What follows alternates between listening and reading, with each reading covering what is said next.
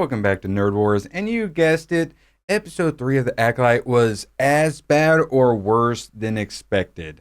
One could say the worst Star Wars ever, and that's probably including the Christmas special. I was just going to go through all my show notes and just go crazy, but thankfully Forbes has an excellent article out today. The Acolyte episode 3 review, one of the most disappointing Star Wars episodes ever made, except that's not what the article is actually called when you search for it. Or you look at the URL, it's the Acolyte Episode 3 review, the worst Star Wars episode ever made. Yes, that is much more accurate than one of the most disappointing. It's bad. It's really, really bad. That's bad. That's bad. That's bad. That's bad. So this was written by Eric Kane, a senior contributor. And I had heard Forbes had also come out and said, critics, y'all crazy, this show sucks. And turns out he's the same person from that one. I was tentatively optimistic after 2 episodes. I've become decidedly less so after 4. The first 2, he's like, okay, it's bad. It's not as bad as the audience score is giving it, but it's bad. And then he watched episode 3 and 4, and then he's like, okay, bad. Again, I feel like I'm living in an alternative universe reading these. One in which being a critic no longer requires you to be critical, but rather rewards you for simply liking the right things and disliking the wrong things and doing whatever Papa Disney tells you to. And the Disney stock just keeps going down and down and down. And then Bob Iger is all like, no, what's going on with my stocks? No. One of these quotes gushes over the impressive fight sequences. There were fight sequences? While another says it doesn't rely on copious action scenes. Which one is it? But really, the number of reviews calling this some version of a compelling mystery or a riveting thriller or Star Wars has never done this thing before simply boggles my mind. But we've got Black Jedi now. We've got the first female Black Jedi with the worst hair ever. You get to see them rolling their dreads. But hey, you know how everyone thinks you have the worst hair ever? Well, we're going to go ahead and have a scene where we put it front and center. Also, girls, you're not allowed to change your hairstyle ever. Ever. It has to stay the exact same. Also, you're not identical when you're young, but you're identical when you're older. How does that work? Did she get like a surgery to make her face look like her sister? Simply boggles my mind. So this gentleman was mildly entertained by this series so far. What did he think of episode 3? This pretty much sums it up. Black, lesbian, communist, space witches. Yay! Yes. The 3rd episode of Disney's The Acolyte is an embarrassment to the entire franchise. It was not a very smooth watch. I did a lot of pausing and taking notes. The writing was impeccable. Here's an exchange in the latest episode. Mae, the Jedi are bad. Osha, the Jedi are good. And their acting is so bad. I thought Amandla, her acting was atrocious, but then they're like, hey, what if we did a child version of Amandla?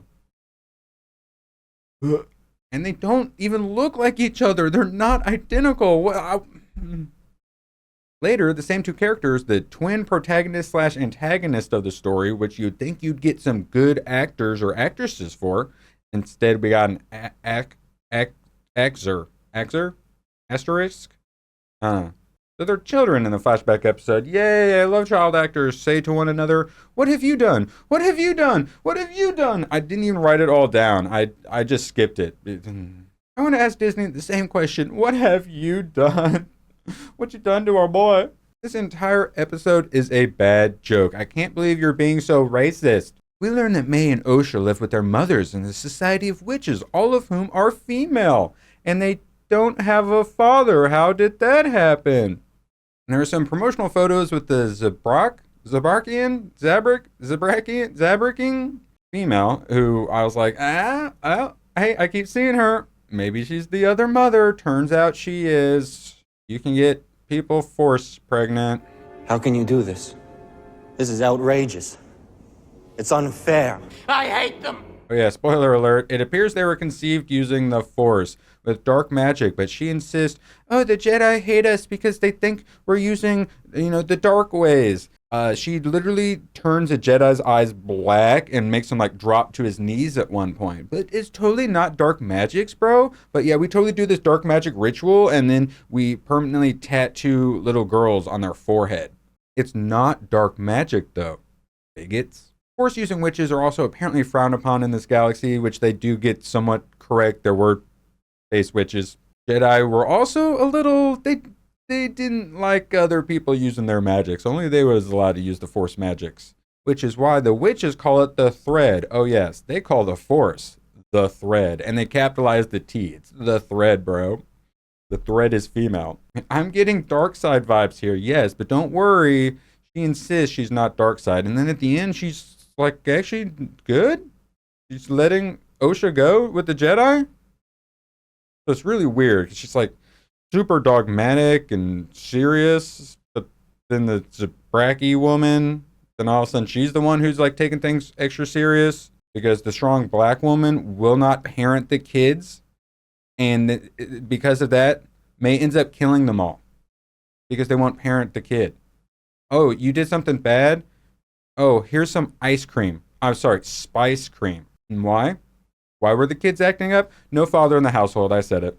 I'm also getting the sense that this show will try to be all edgy and make the Jedi out to be the bad guys. That is certainly what they attempted to do, but Mae is so clearly the bad guy.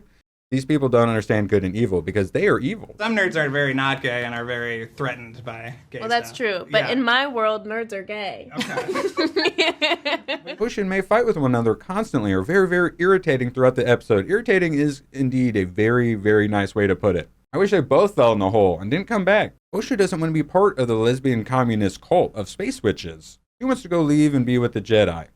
And her mom actually is like, okay, that's cool. But Mae wants to stay. She wants to keep the family together. So she genocides her family and then blames the Jedi for it. It wasn't even just that she burned them down. It looks like she murdered a whole room of them. More on that soon. So the Jedi show up and they want to test them because, I mean, give us your kids. We're the Jedi. We're allowed to test them. Look how authoritarian we are. We hear you got kids you're teaching the Force to.